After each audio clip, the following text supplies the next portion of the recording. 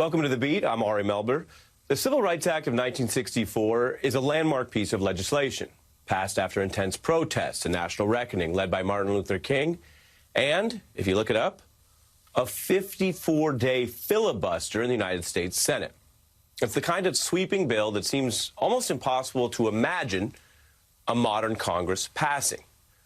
But the news tonight is the new Congress trying to build on that very landmark bill, holding a vote to amend the law to include LGBTQ people, to ban any discrimination against them. The step is legally significant. It's also very clearly a 180-degree turn from the recent Trump era, when that president pushed, remember this, a total ban on people who identify as trans from serving in our United States military. A piece of discrimination that also has echoes in a new scandal from Trump ally Marjorie Taylor Greene, who's clashing with another member of Congress over these very issues. In fact, that member of Congress, Congresswoman Newman, joins us shortly for an important conversation. Meanwhile, the speaker is explaining why it's significant to try to end all this discrimination. The next thing we were going to do is end discrimination in the workplace. But then it was like, well, why just the workplace? Why not in every aspect of the economy and of our society? It breaks my heart that it is necessary, but the fact is, and in fact we had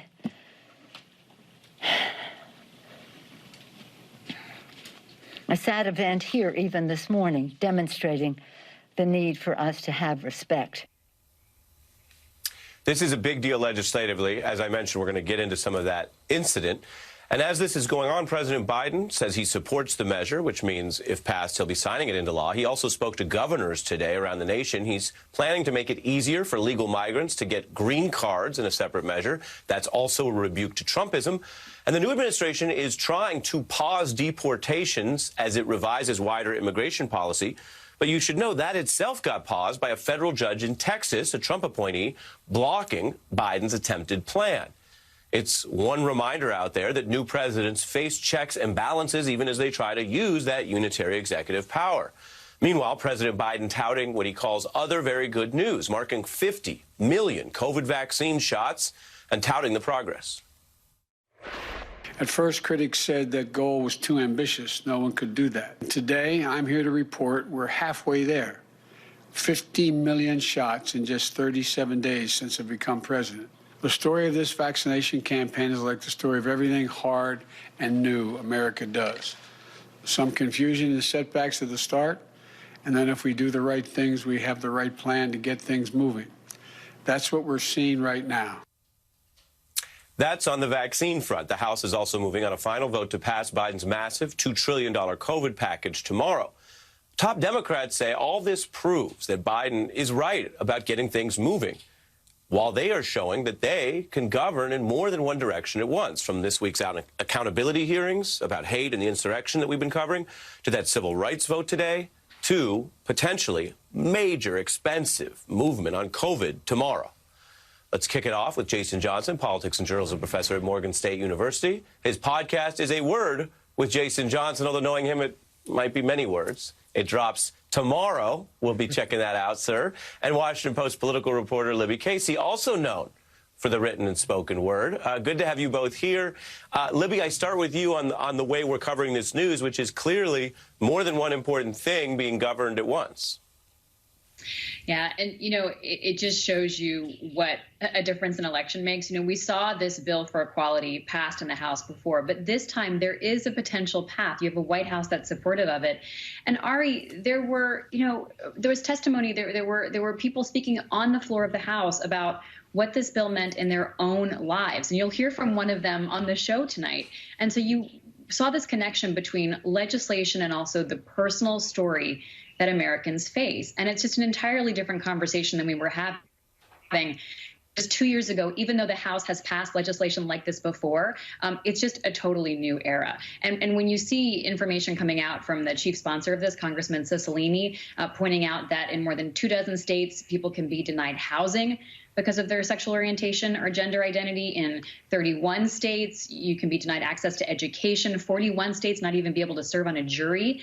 And so the House is trying to connect this into real people's lives. Same thing with the COVID bill. Now, this is a rare piece. The COVID bill is a rare piece of legislation that has a vast majority of Americans supporting it. Yet that legislation will likely eke through the House on party lines. Jason? Yeah, I think, especially with this equality bill, Ari, I think this is really, really important for the public to understand that what they're doing isn't just about obviously protecting trans people, protecting gay people, but Congress is now experiencing the very things that lots of people in the LGBTQA community are experiencing in their daily lives. A hostile work environment. Right? I mean, literally, what we saw Marjorie Taylor Greene do, at least that was on national television. At least she can be shamed. If you are a gay person, if you're a trans person, and someone is doing that in your office working at Kinko's in Central Ohio, there isn't somebody to protect you right now. There's no law to protect you right now. You've got Lauren Boebert, who's takes every picture with guns and a Glock in her lap and everything else like that when she wants to talk about these kinds of issues. Congress is now a hostile workplace. So I'm glad to see that they've made the realization that creating a less hostile workplace for all kinds of people in this country is necessary. It's no longer just a reflection of being liberal. It's no longer just a reflection of being kind. We can't work. We can't get our economy back on track if people don't feel safe going to their jobs, going to work, serving on juries, and buying homes. Both of you just reminding everyone why, while there's a lot of things going on, the stakes of this for people who are going through this, and it's their daily life, it's work, it's safety. I also believe Jason may have snuck in a 21 Savage reference. That's pretty good. Yeah, you got it. You got it, Ari. Yeah. Glock in my lap, and that's new. That's Savage Mode 2 was out just in the last few months. The panel stays. The 21 Savage references are welcome, but I do want to bring in the guests as promised. This Equality Act passed. The final vote was 224 to 206. 3 Republicans did join Democrats. As mentioned, it was a pretty party line. Now, on Tuesday, this controversial freshman Congresswoman, on Tuesday, freshman Congresswoman Marie Newman from Illinois took the House floor.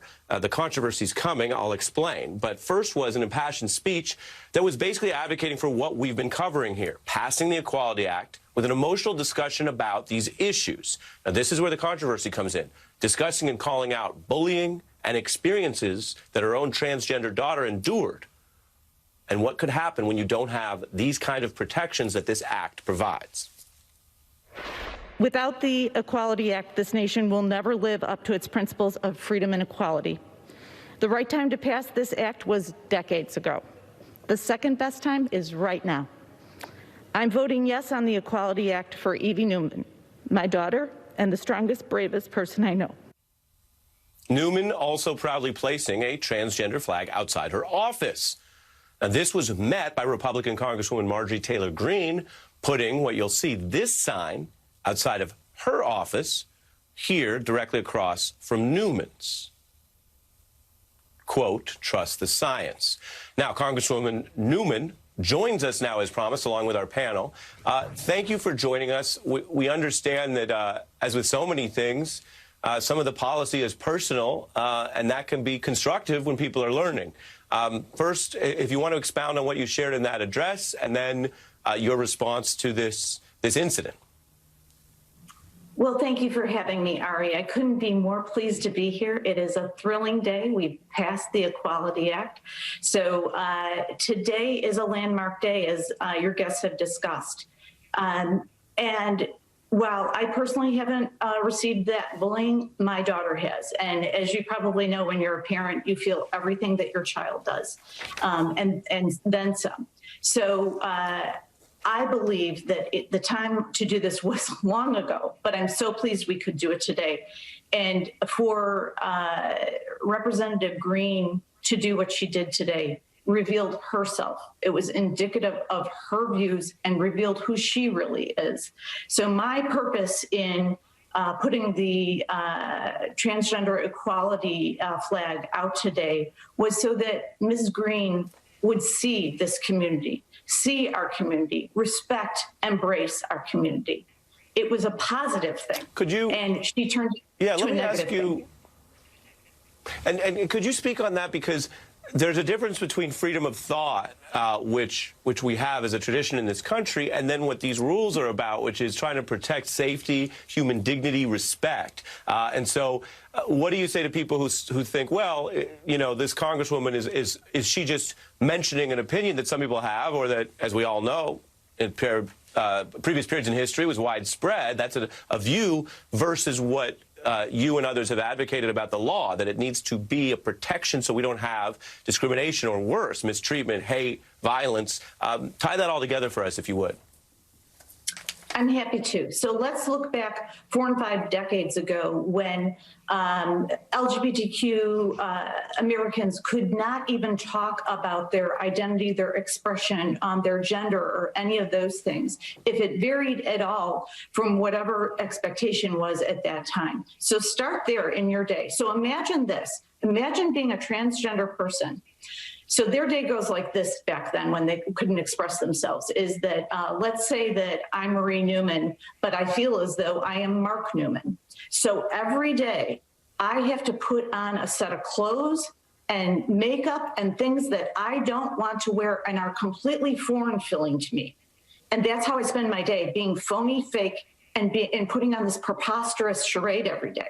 So that's 1. 2, then complicated by if in fact you show any expression, whether you are gay, lesbian, bisexual, and that comes up, and then as early as 3 decades ago, and in some states today, you would be discriminated against if you were a same-sex couple, or that you were outside whatever norm that landlord thought was a norm.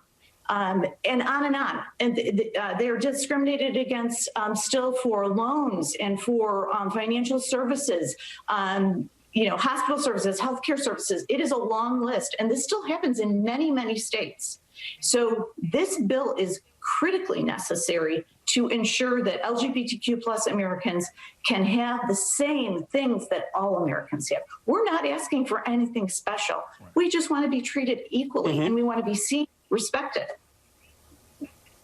I really appreciate that. You know, some things are getting better. It's a big deal and top news story in the country that this passed today. And unlike last year, last Congress, this can actually become law. We have reason to believe the president will sign it. So big deal.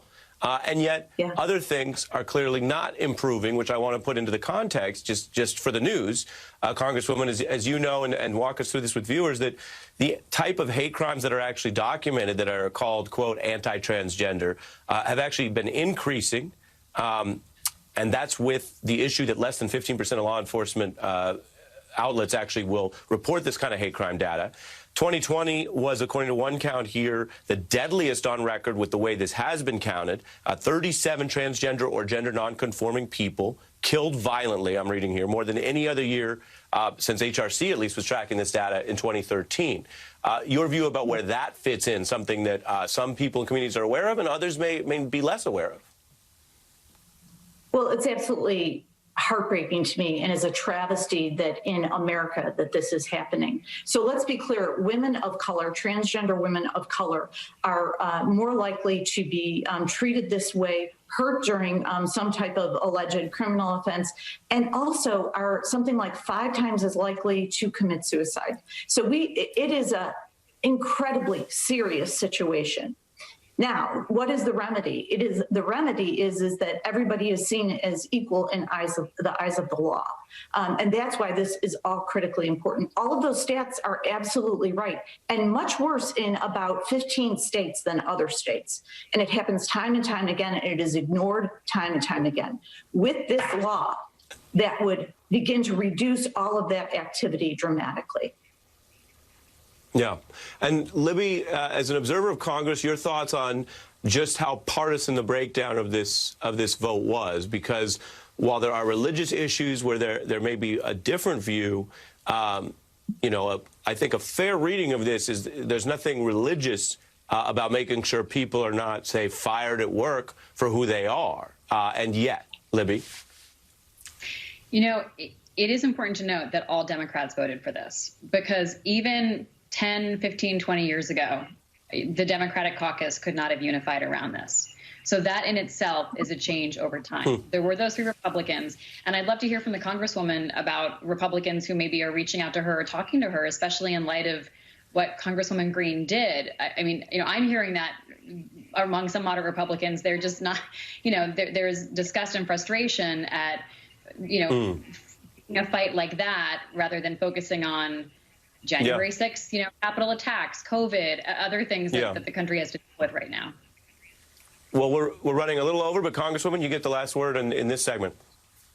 Well, here's the good news. Everybody talks about that we're not being kind to one another. I had a handful of Republican colleagues reach out to me and talk about how horrified they were by Representative Green's behavior and were very apologetic.